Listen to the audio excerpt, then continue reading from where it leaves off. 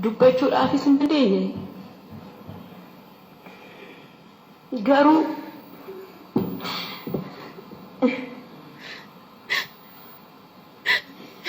warri acee koo narraa fudhatan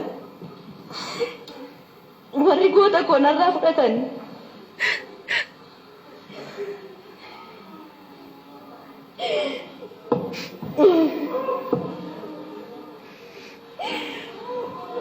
warri harka duwwaa naannisanii warri ijoollee isaa abbaa malee akka guddatan godhani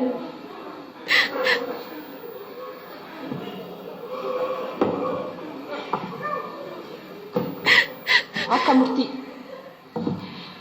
akka isaaniitis duuti